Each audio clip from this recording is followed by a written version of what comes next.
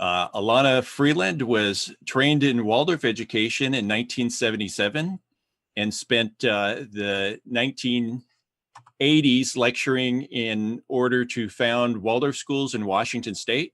From the 1990s on, she has been writing her own and others' books, lectures, and doing radio interviews. She has written for alternative publications, edited the stories of survivors of MK Ultra and ritual abuse, and ghostwriting books on diverse topics. Her second major in college was biology.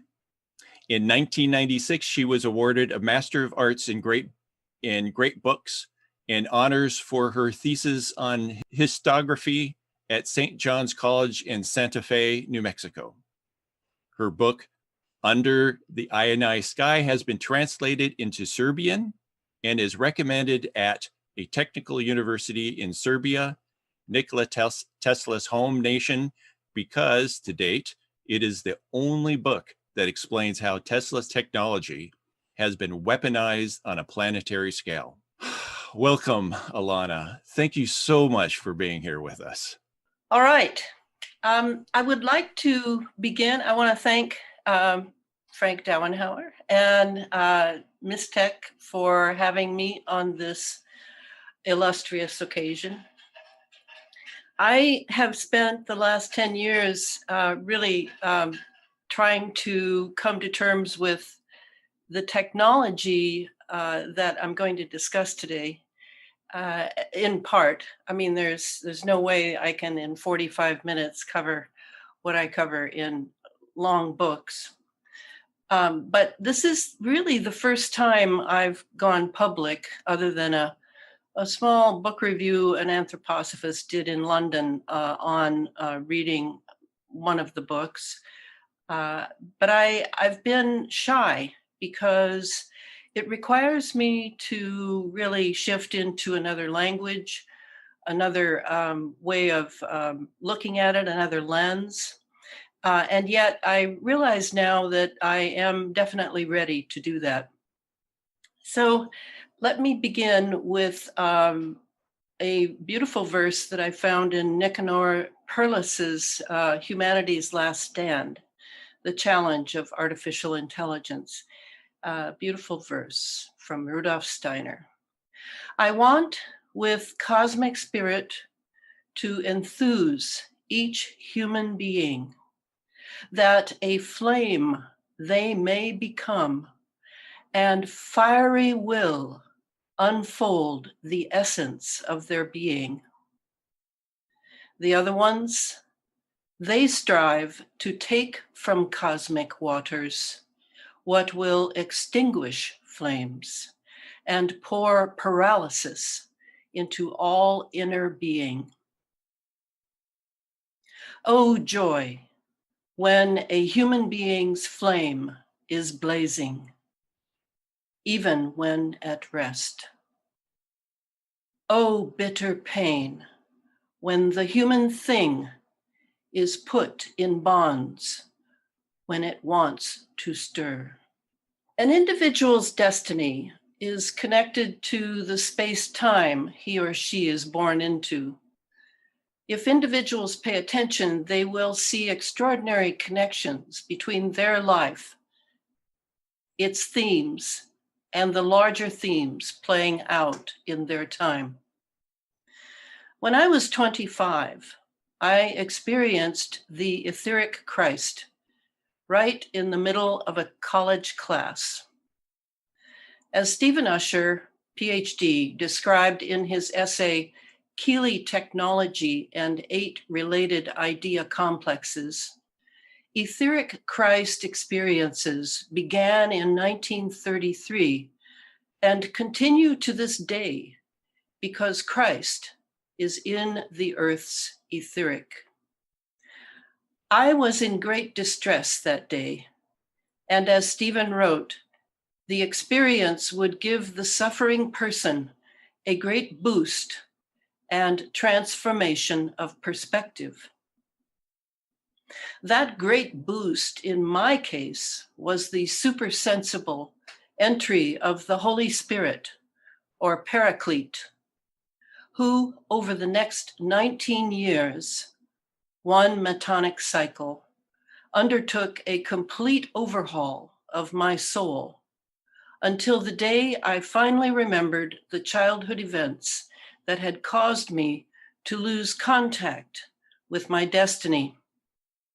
The memory and my consciousness of its truth returned me to that authentic destiny. My experience of the etheric Christ made me irrevocably aware of my individual connection to the etheric earth and humanity at large. My experience gave me not just a noble ideal, but the reality of my era. Eventually, I found Robert Powell's astrosophy schedule of Christ's descent through the sub-earthly spheres, thus clarifying for me that the second coming was occurring as I committed myself to facing evil and naming it, thus making it conscious, so it could not operate as it normally did in the shadows. It is Robert Powell's schedule that has been my calendar for all these years. He began with the mineral earth, Christ's entry into the mineral earth, or the physical body of the earth, in 1945. Then, following a Jupiter pulse of 12 years, he went on through one level after another until starting with the mineral earth, then going to the fluid earth, 1945 to 1957, air earth, 1957 to 1968, form earth, 1968 to 1980, fruit earth, 1968 to 1992, fire earth, 1992 to 2004, earth mirror manas, 2004 to 2016, to where we are now, earth server Buddhi, 2016 going until 2028. And the final one will be the earth core, or Atma, that will be 2028 to 2040. From 25 years to 45 years of age, I nurtured myself on Waldorf education and Rudolf Steiner's ideas. Hopefully, I contributed to children's lives as they healed my childhood, so I could at last be strengthened by its forces. In the 1990s, I left the Waldorf movement and went to graduate school at St. John's College in Santa Fe, New Mexico, where the Great Books program filled in the gaps of my knowledge of Western civilization. That was the decade that geophysicist Bernard Eastland's patents were reviving the Strategic Defense Initiative, the SDI, Star Wars program, that President Reagan, Vice President George H.W. Bush, and Secretary of Defense Dick Cheney had begun in the 1980s by giving birth to the ionospheric heater with the real acronym, the very cool acronym, HAARP, the High Frequency Active Auroral Research Project, up in Gakona, Alaska, all but in the Arctic Circle. It was while reading Angels Don't Play This Harp by Nick Begich and Gene Manning that I experienced my first phone tap and military helicopter hovering over my house. 20 years and 2 books later, I am now finishing the 3rd book in the trilogy, writing about national security programs in service to a secret space program hidden behind geoengineering and global warming, climate change, carbons. Cover story for over 2 decades has been challenging and surprising to me as a researcher. Thanks to years of reading and studying Rudolf Steiner in translation and to having written my master's thesis on R.G. Collingwood's third thing in his book, The Idea of History, I have been able to ferret out much that is hidden or lied about in the multitude of military industrial intelligence papers, patents, press releases, and articles in open source on the web. As you can imagine, highly classified projects like geoengineering don't have a lot of books one can obtain from libraries. One has to have a thinking trained by the best, namely by Rudolf Steiner. My favorite book was always The Philosophy of Freedom. Geoengineering is basically a means of assault on the Earth's etheric, in which the etheric Christ now dwells. Not surprisingly, it includes an all-out assault on our own human etheric bodies by means of a geoengineered mechanical occultism, synergistically able to weaponize the Earth itself with chemicals, nanotechnology, electromagnetism, pulsed frequencies, GMO foods, vaccinations, synthetic biology, and epigenetics. The assault is thus not entirely material. Technologies like televisions, computers, and cell phones are employed to transmit pulsed frequencies that directly affect our behavior, morals, and ethics, and corporate culture, like big pharma, which is chemical, and the medical industry, which is brain-computer interface. They're all in league with the UN to obtain full spectrum dominance over everything and everyone on planet Earth. And now I'd like to turn you to a PowerPoint presentation and go through some of the points beginning. I will not have time to go through everything. All right. Ahrimans era. Yes, it is. The secret space programs, geoengineered. Let's move on to the 7 geoengineering operational categories are the skeleton by which I proceed to see how all of these things involved in geoengineering without the public's knowledge, how they all interpenetrate. So here we start with weather engineering. I'm often asked, is there any real weather now? And I have to say that the only real weather I am aware of is the weather coming off of the South Pacific Ocean, which is quickly taken up by the geoengineers in the Navy and civilian operations, and is quickly converted into something they can use for power over the Earth.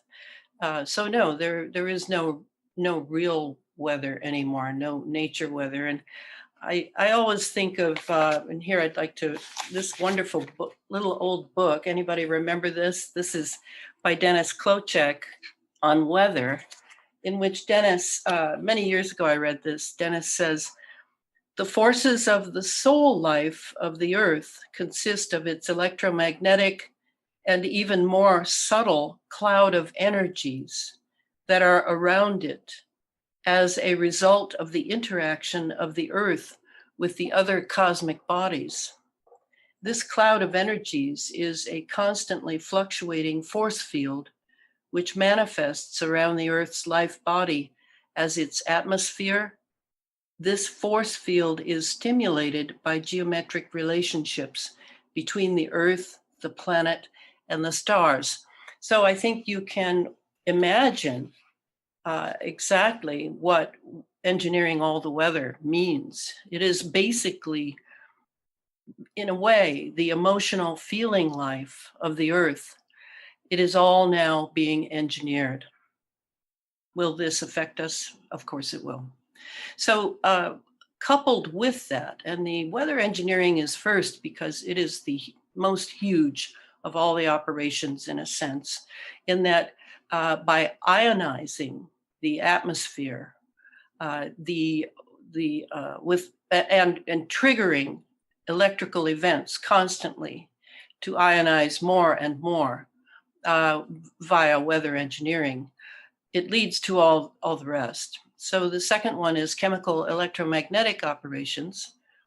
That includes all the way from many plasma events are going on, plasma experiments in the atmosphere.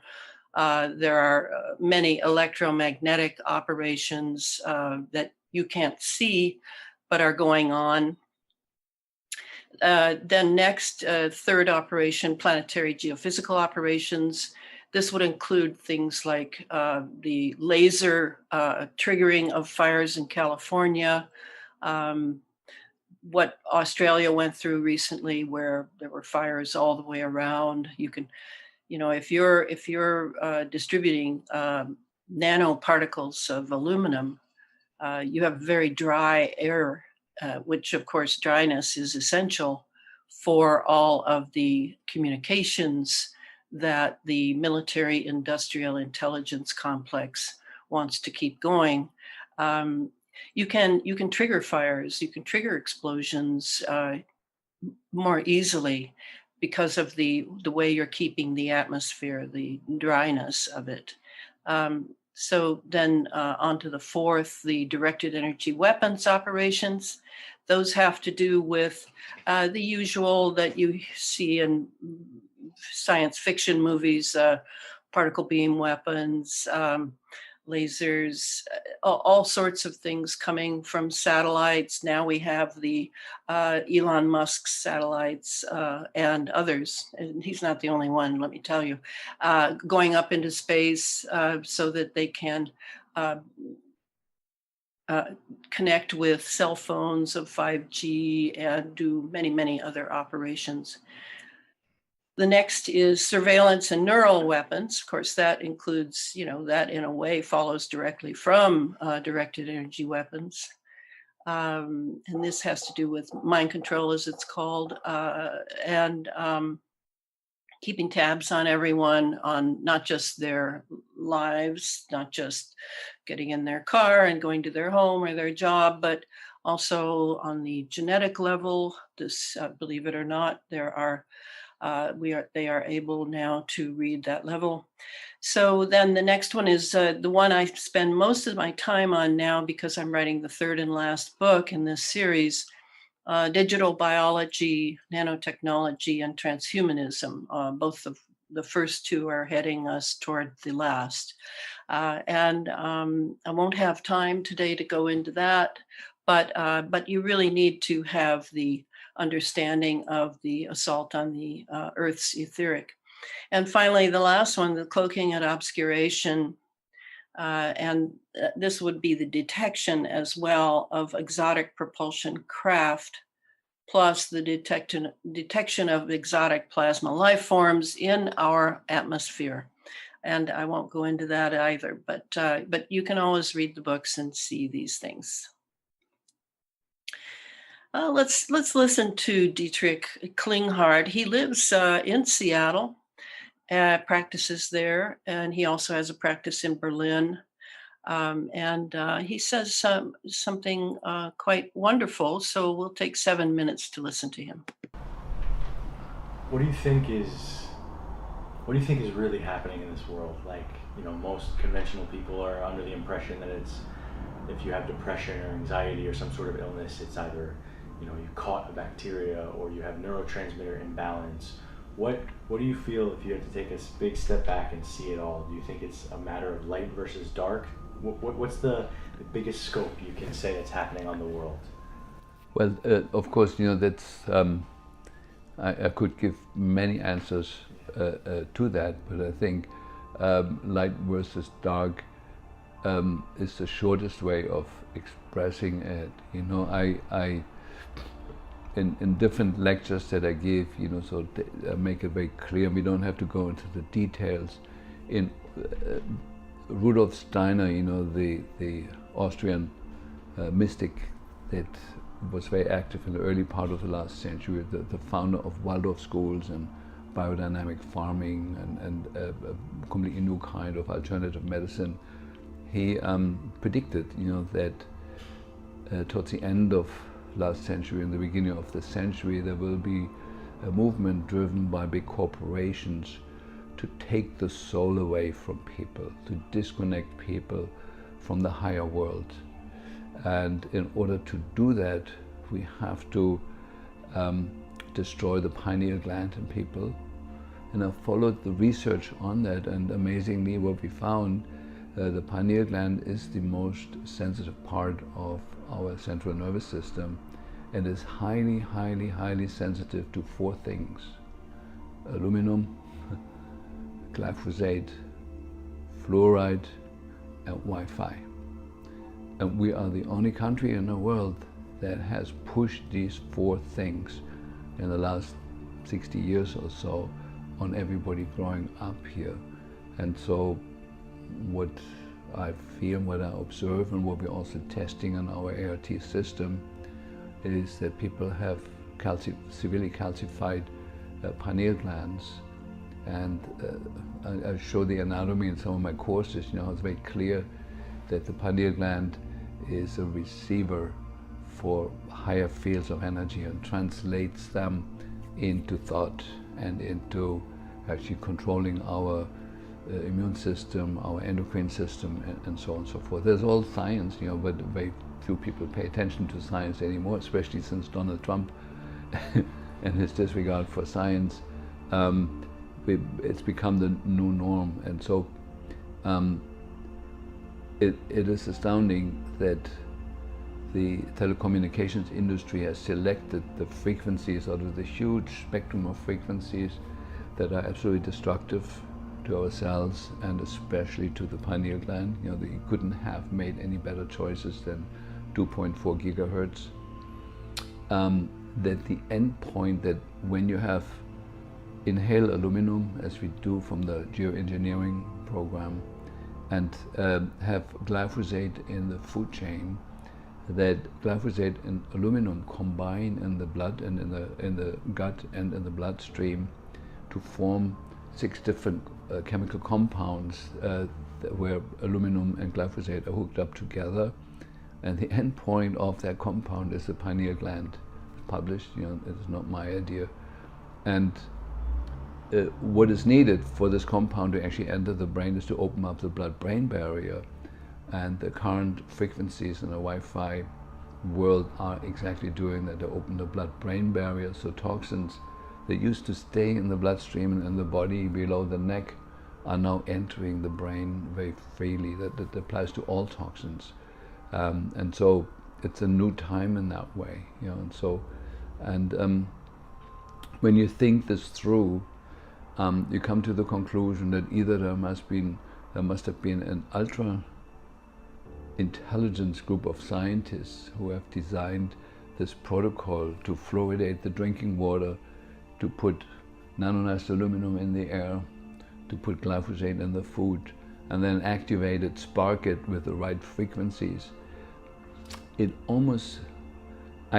took me 20 years to figure out the perfect storm that is created there.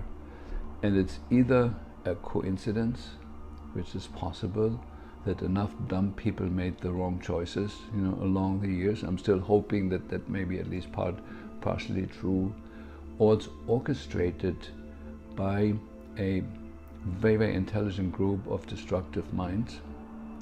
Or what I also believe is very possible, that there's some higher fields of consciousness that can be both tuned into the light and to life affirmative action, and can be absolutely destructive, like phenomena like Adolf Hitler and others, people that come under the influence of something absolutely dark and destructive. And I do believe it's very possible that enough scientists and politicians have come under that influence of those higher fields and are acting according to it, actually not knowing on a human level why they're doing what they're doing and what they're doing. A good example is 5G. To put it on posts, along the streets, okay, that's one issue, but putting it on satellite and actually the government approving to put it on satellite, blasting the whole planet with a frequency that has never been checked for safety, for its influence on the insects, on the songbirds, has never been checked for anything, and to approve that is unconceivable to like somebody who's still got a little bit of a brain left, and that politicians in the White House and other countries are conspiring with that can only be explained that their brains have come under the influence of some larger, higher field. There cannot be human in nature, because the human nature is always life affirmative and loving and wanting to live and make the biosphere more friendly to life. And so there is some scary thoughts about that, but I'm still hoping, I'm still putting my weight on, let's hope it's just a coincidence and enough dumb people made enough dumb decisions, and if enough of us wake up and point it out to them, that there can be a reversal. The Wi-Fi can be switched off in a second. We'll be done with that, and glyphosate could be forbidden, tomorrow. It's in the water table for many years, but there could be an end to it. The chemtrail program could be stopped like that. So the good thing is that solutions, positive solutions that are suppressed right now, that are everywhere, could be the norm of tomorrow. Within 24 hours, we could turn the planet from a creature that is threatened on all levels to paradise, virtually within 24 hours. We're still close enough to that. By Rudolf Steiner in 1924, year before he died. You must consider the whole part played by electricity in nature. Human beings cannot go on developing in the same way in an atmosphere permeated on all sides by electric currents and radiations. It has an influence on the whole development of man. This life of men in the midst of electricity, notably radiant electricity, will presently affect them in such a way that they will no longer be able to understand the news which they receive so rapidly. The effect is to damp down the intelligence. Such effects are already seen today. Even today, you can notice how people understand the things that come to them with far greater difficulty than they did a few decades ago. The secret space program.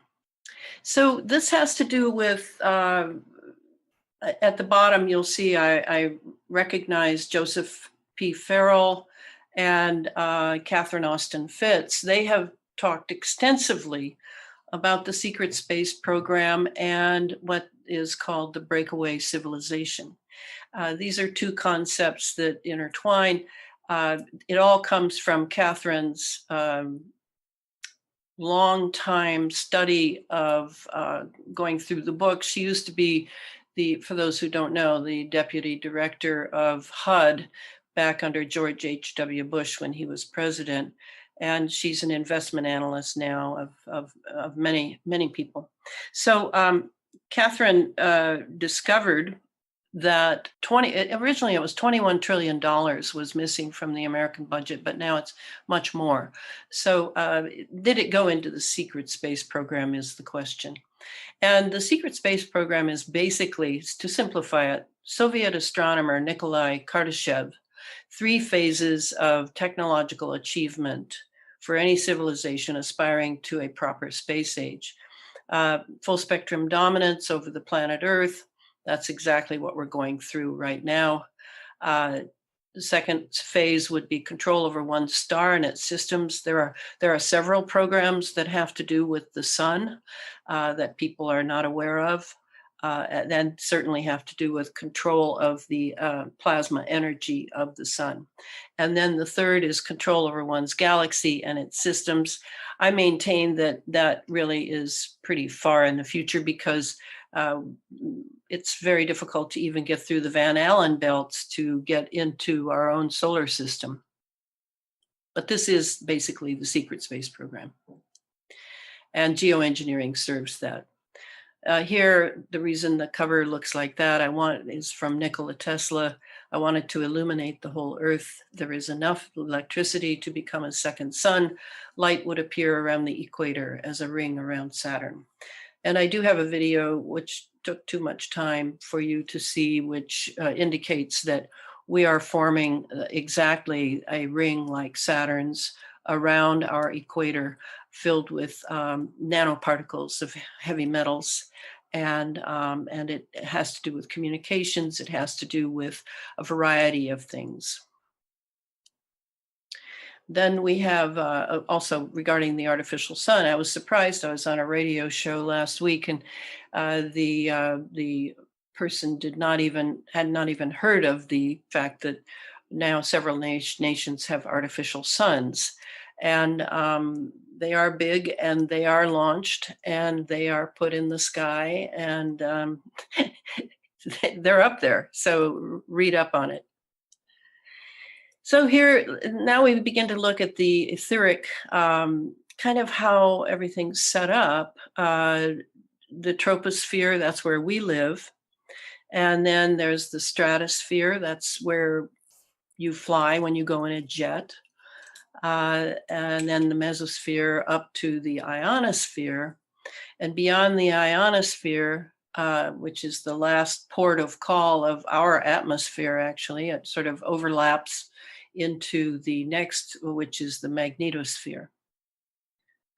And you can see how very tiny we are down here at the bottom of this, of what's known as the as a well.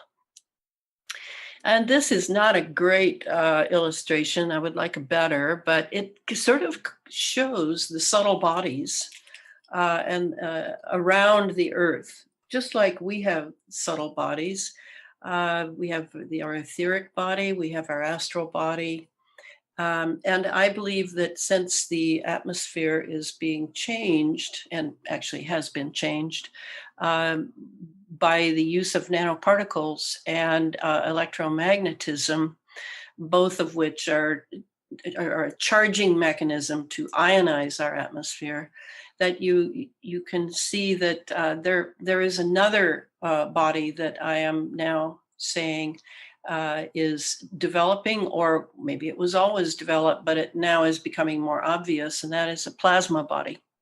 And the plasma body would be another subtle body, in that it's not our physical body, but plasma is the fourth state of matter. It is physical, but rarefied physical. So here is just a good look at the magnetosphere ring, the ionospheric plasma, and the plasmasphere, very important. I mean, if I were to say what the theme of most of the activity in the atmosphere now is, it would have to be the development of plasma and the various ways of using it, all the way from fuel to forming new forms of life. Again, another way of looking at the ionosphere. It has different color formations. We see that in the aurora borealis.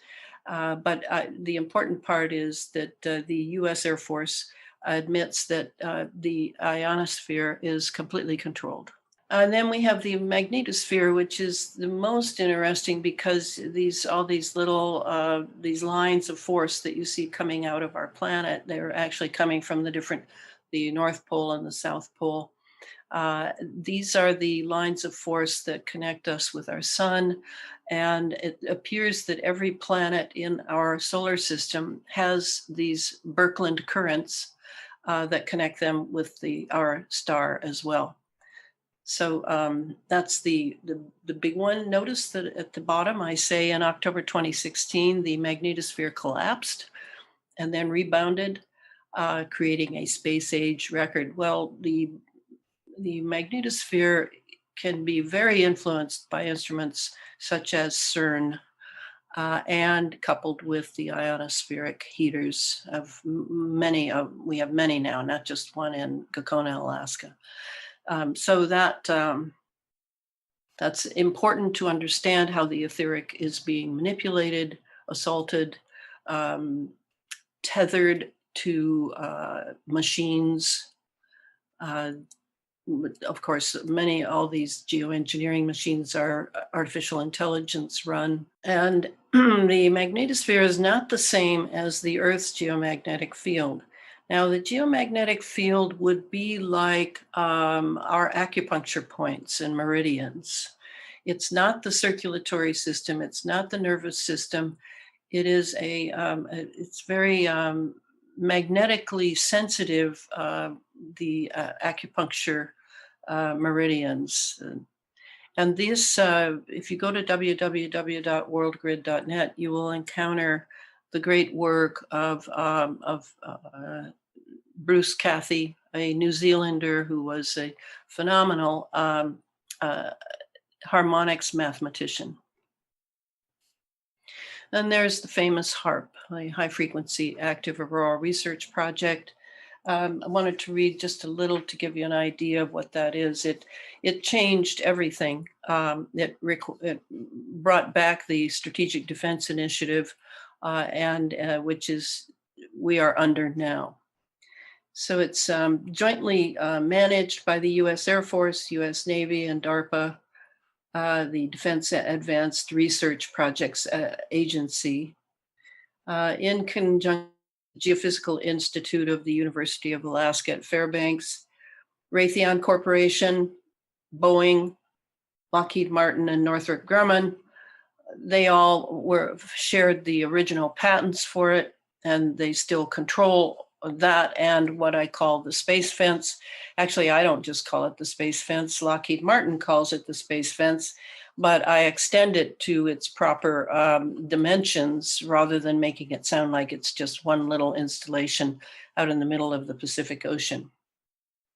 The line between the intelligence community and big defense contractors is simply non-existent. So what was HARP to do? It was to generate extremely low frequency waves for communicating. It was earth penetrating tomography, being able to look deep into the earth, miles in fact.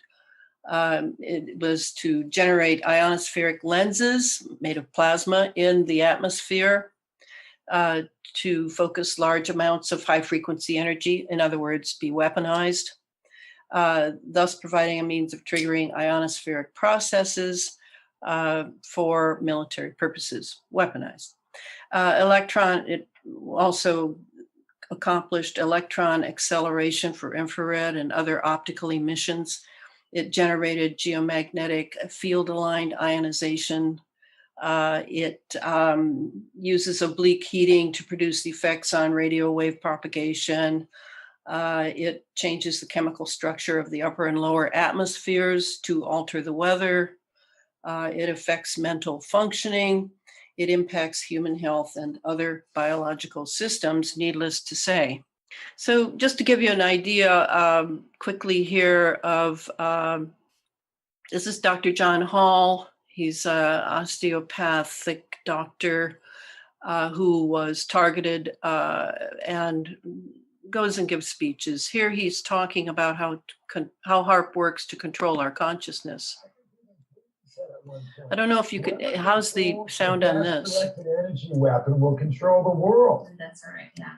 You know, and then Rothschild was famous for saying that thing about banking, which was, I care not who rules a nation, but who controls the money. You know, like it's one of these things. Like if I'm Dr. Evil and I can control how the masses think.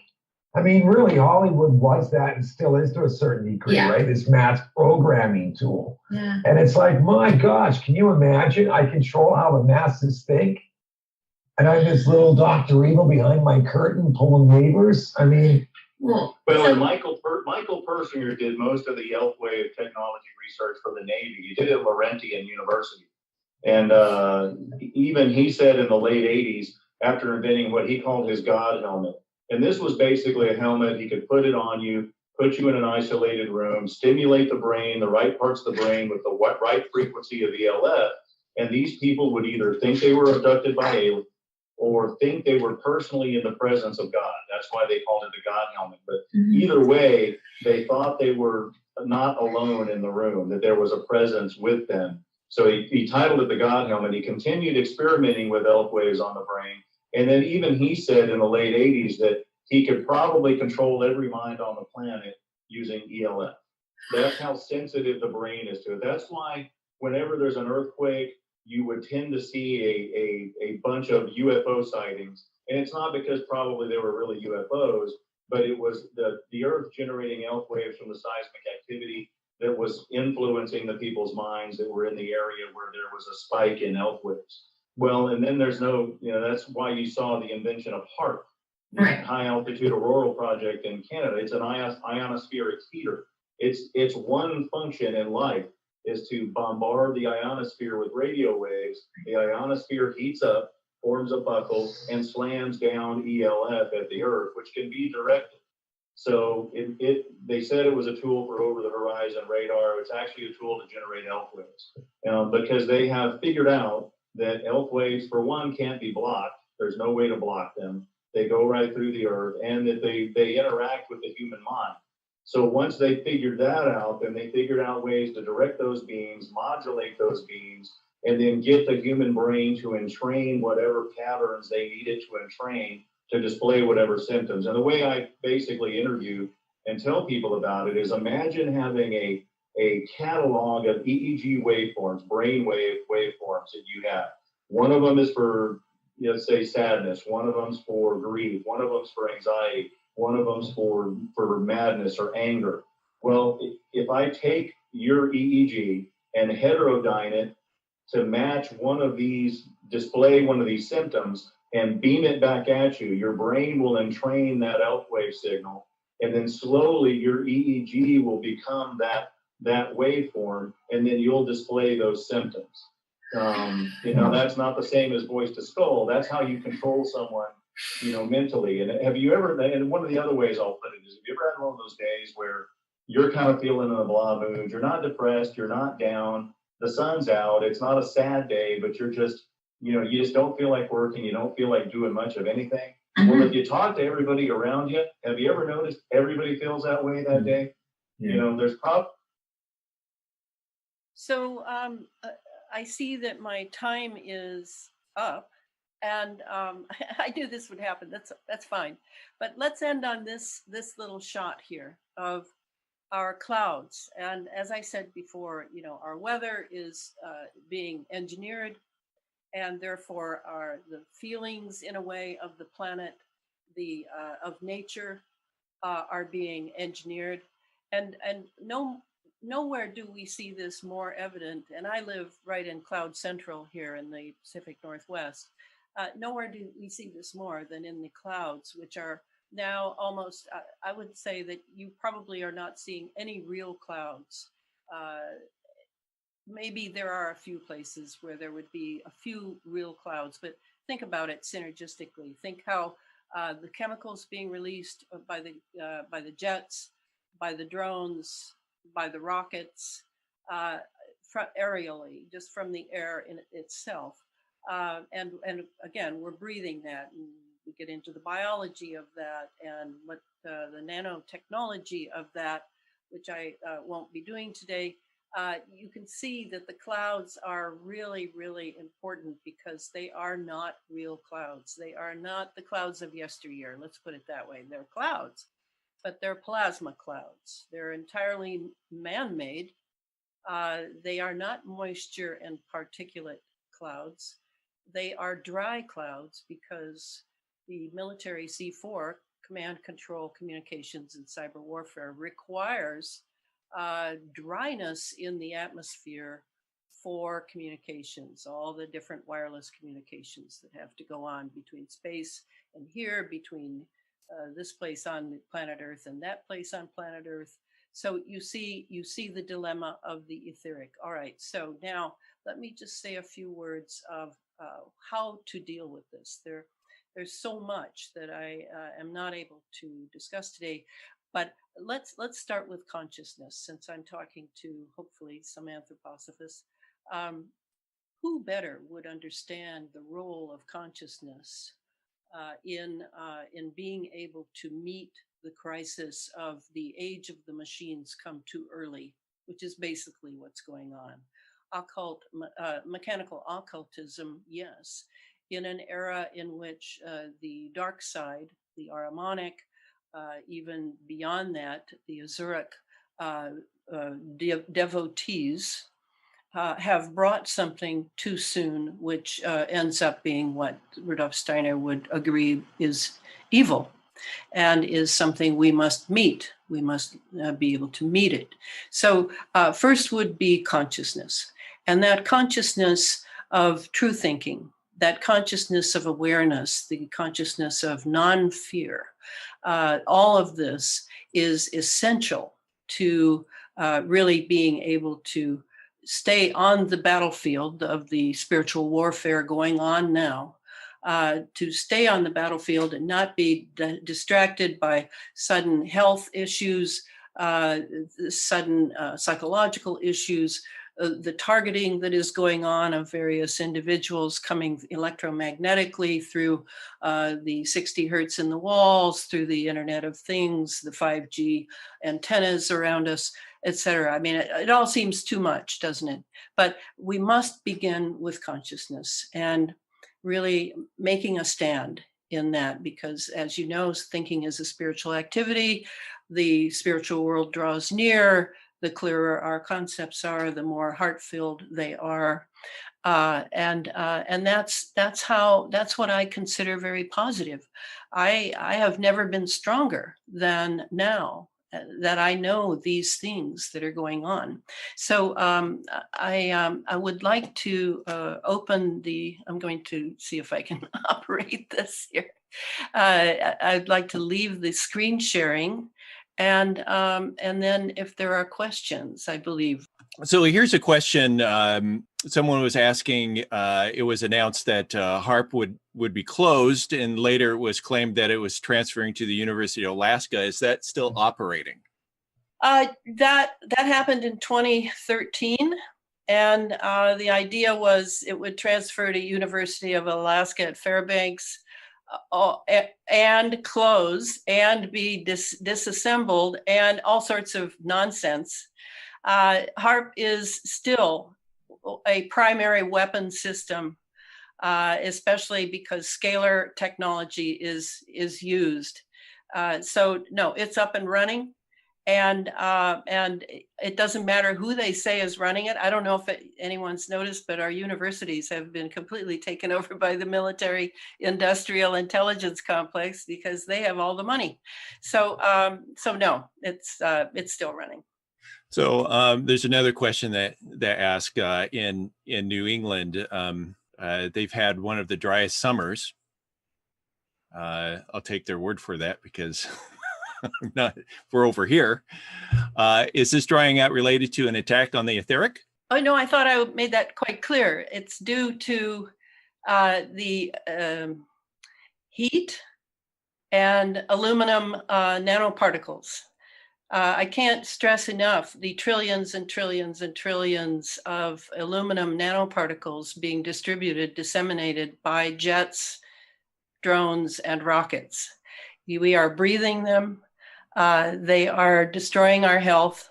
They're not just in vaccines. They are a daily breathing. And that would be the part where I say there are ways that you can get metal particulates out of your system if you make the effort. And a way to start that is to take a bit of your hair and have it analyzed by someone you trust and see what metals you have in your body that you should be concerned about. Generally, when people have their hair tested, the aluminum is off the charts. and that makes dryness. It's cheap.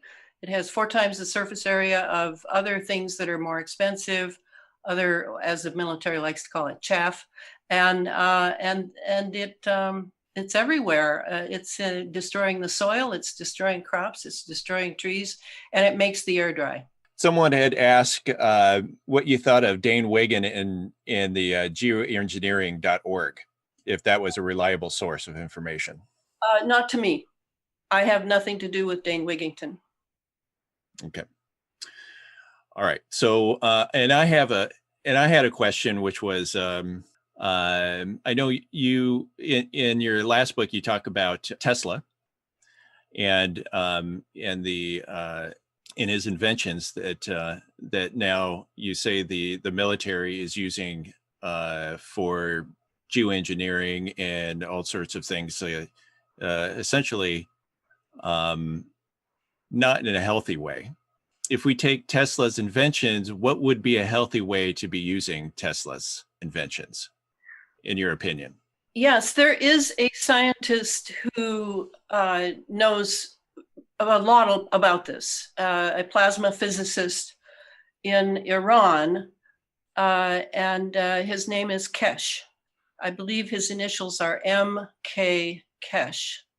I think the world of him, though there is a very pronounced disinformation campaign opposing him, he definitely knows that these ionospheric heaters could be used to get rid of radiation.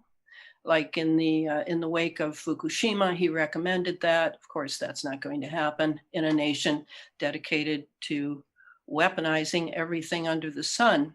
So yes, all of this technology could be used for good if it were,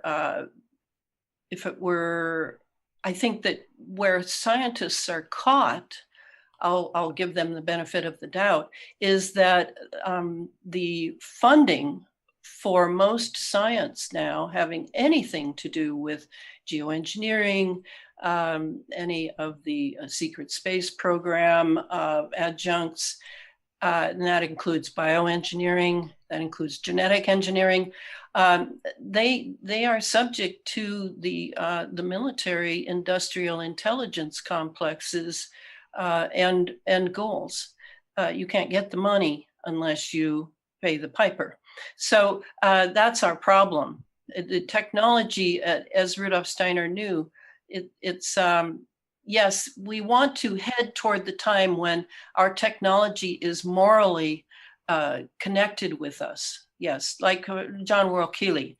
But we're a long way from that now that this machine age has been plopped in our laps, and artificial intelligence systems are basically turning us into automatons. I don't know if you've looked around lately to see that, Frank, but that is what is happening.